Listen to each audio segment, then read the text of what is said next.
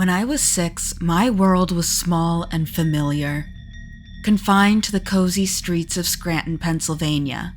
Then in 2002, my life took a sharp turn when my family moved to DuPont, PA, into an old house my grandpa acquired from his cousin Mary. It was a modest place, number 505, nestled unnervingly close to the train tracks that sliced through the town. As a child, I didn't understand the gravity of the move. It was just a 30-minute drive in my mom's van, but it felt like crossing into another world. The first year in the house was uneventful, almost normal. But as I turned 7, the atmosphere shifted, and an eerie presence began to seep through the walls of 505. One night, I woke up paralyzed, my body stiff and unyielding. My eyes roved around the room, finally landing on a poster of Guns N' Roses hanging by my bed. The familiar faces of the band members began to distort, their features melting away to reveal grinning skeletons. I wanted to scream, to call out for my parents, but I was trapped within my own body, a silent observer to the horror unfolding before me. My room was connected to my parents' bedroom, and the access to the attic was hidden within a closet. That attic was a place of dread for me, a shadowy realm I dared not enter alone. As the years went by, I learned the history of the house, and that knowledge burrowed deep into my psyche, feeding my fears. In the 1930s, the house had been a general store. One night, a robbery occurred, and the owner shot the thief point blank. The bloodshed stained the house's legacy, and I often imagined the phantom echoes of that violent night reverberating through the halls. Beneath the floorboards lay the basement, accessible through an old wooden door that even my mother feared. She would never descend those creaky stairs into the pitch-black abyss below.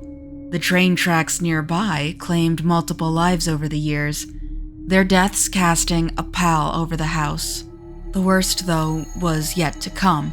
8 years after we moved out, my grandpa's cousin passed away.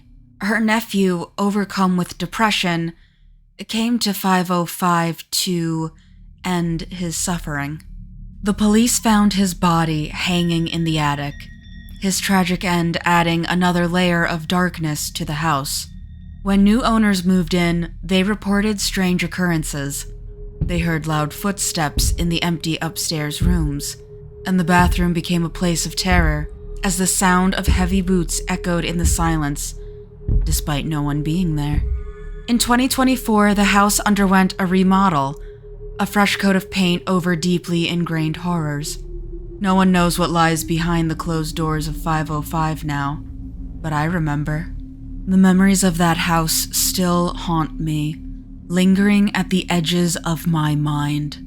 I can still feel the paralyzing fear of that night, the eyes of skeletal faces watching me from the darkness. Our story begins in 2024 with a man named Anthony on a phone call with M. Wiz from the Valley Unknown, telling a chilling story about a past experience. While explaining, he speaks as if he were peering into a past he wished to forget. He was in his early 40s now, but the memories of his childhood home were etched deep into his psyche. As he began to speak, the air seemed to grow colder. At his old house in Ashland, standing at the edge of Cole County, its Victorian architecture a stark contrast to the wilderness surrounding it. Built in the late 19th century, it had been a place of secrets and shadows long before Anthony's family moved in. His childhood was marked by aggression and fear, but nothing compared to the horrors that lurked beneath in the basement. Anthony was about 5 or 6 when he first had the nightmare. In his dream, he was lying in his bed when a strange noise echoed down the hallway from the bathroom. Terrified, but curious, he crept out of bed and tiptoed towards the sound. As he peered into the bathroom, his eyes widened in horror. A woman was being brutally axed in the tub, her screams filling the night air. The apparition of the woman was then dragged by her hair, leaving a trail of blood. Anthony stood frozen as the basement door creaked open, a chill sweeping through the hall. He could hear the woman's body being thrown down the stairs, the thud of her landing making him shudder.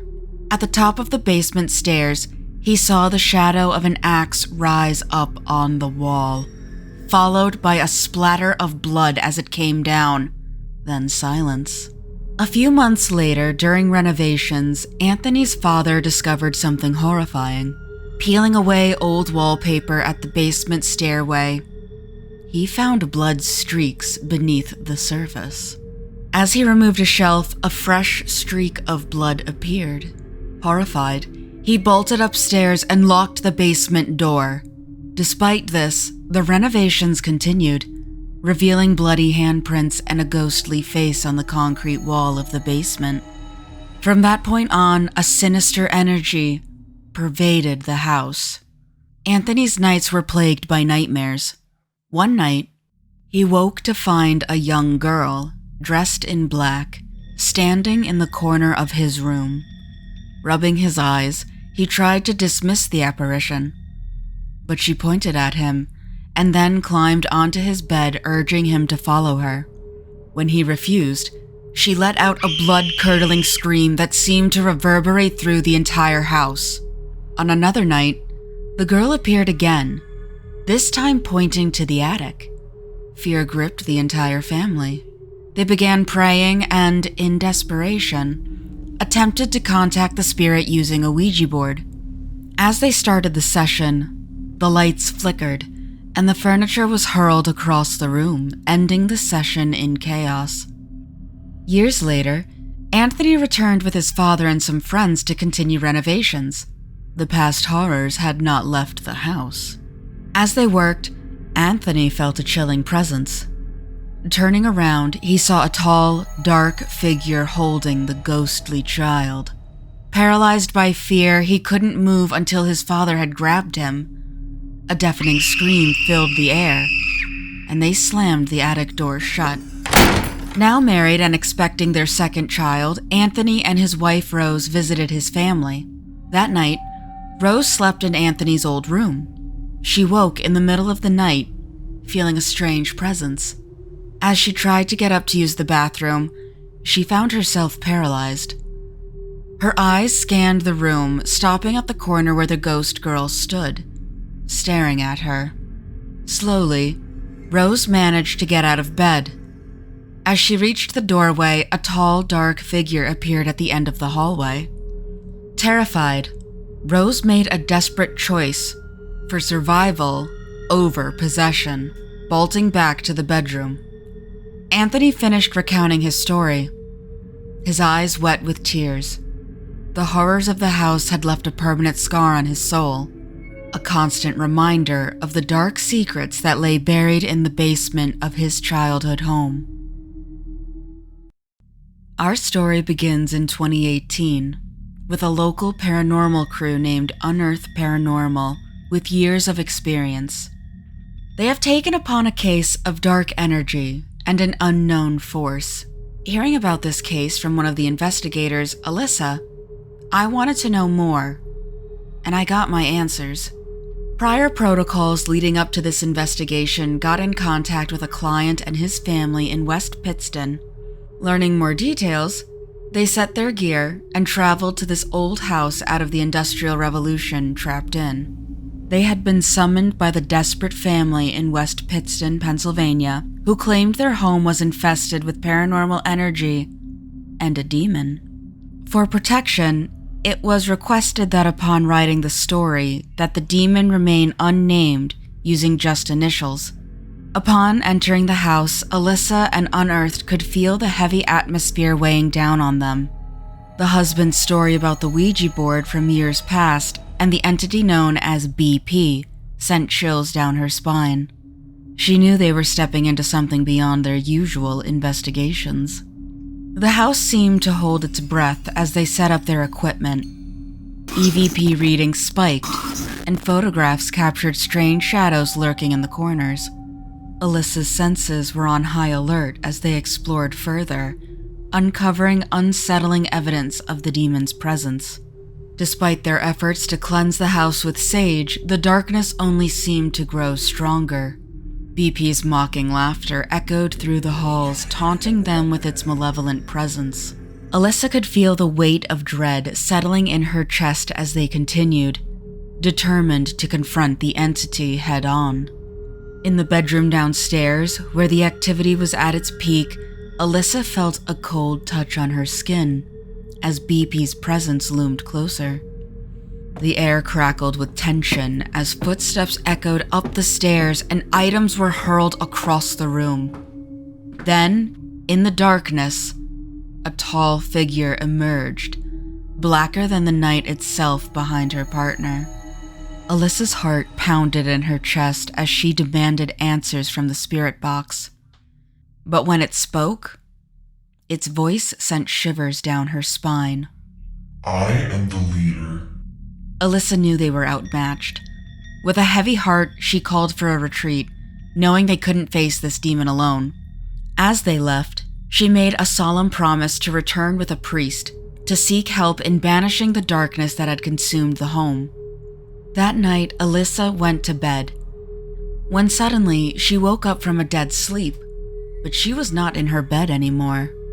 Her body was paralyzed, standing in a dirt field, a paradoxical area far more than the Earth's crust we live on. As she looked around, there were tall, dark trees beside her, but in front of her view was a stone wall. Alyssa saw a faint, bright flame light in the distance, and she knew this was no dream. Out of the corner of her eye, she saw a tall, dark figure walking towards her.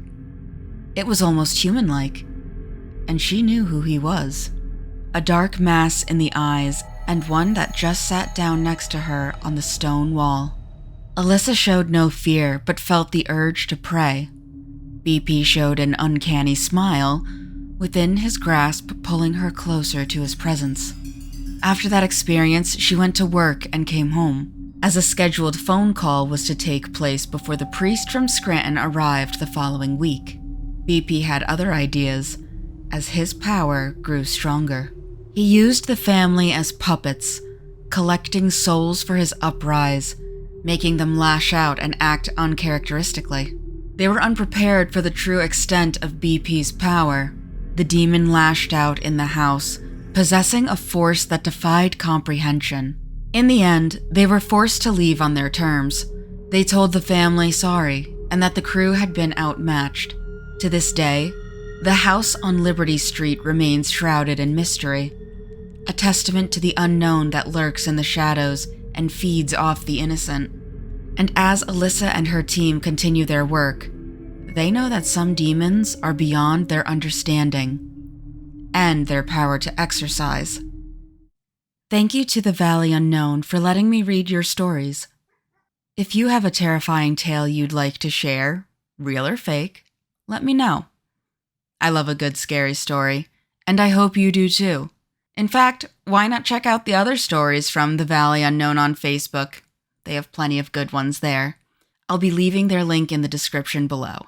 If you've liked what you heard and want to see what I release in the future, consider subscribing, liking this video, clicking the bell, and sharing it with others. If you'd like to support me in other ways, consider checking out my Patreon. Speaking of patrons, I'd like to give a big thank you to mine, especially to my VIP camper Lex Prelius. You guys are awesome. Well, with that, I'm Allie. This is Wicked Encounters, and I'll see you next time. Bye!